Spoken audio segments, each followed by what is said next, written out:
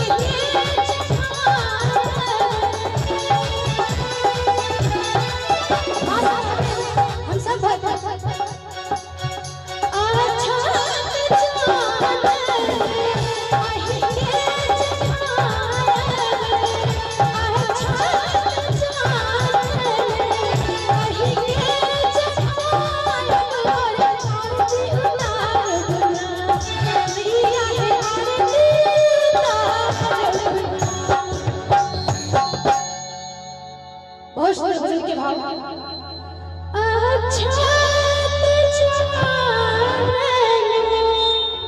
हे मैया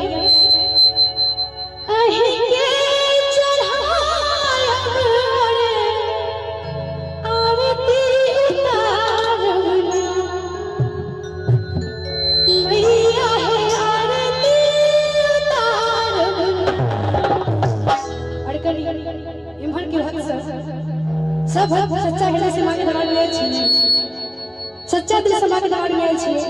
कनी हाथ उठा अपना हो सके कनी दोनों हाथ उठा कर शेरावाली मैया की जगत जननी मां जगदम्बा की सच्चे दरबार की। कोनो दिक्कत नहीं ना, सब ताली के साथ मां से कहो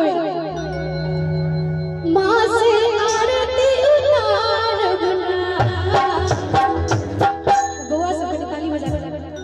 विनती सुनिए।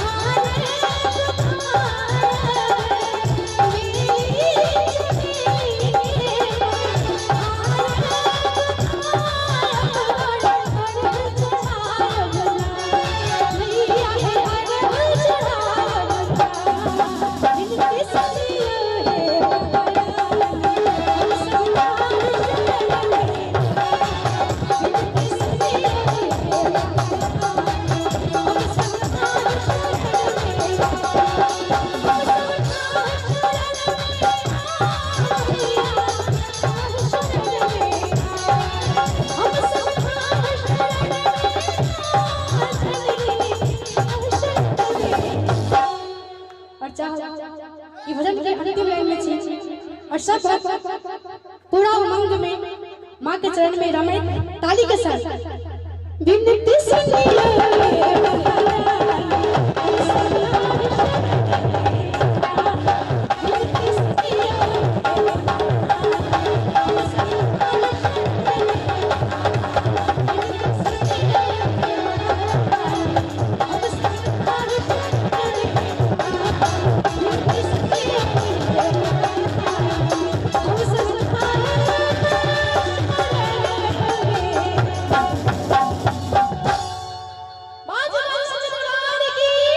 जय हो। बहुत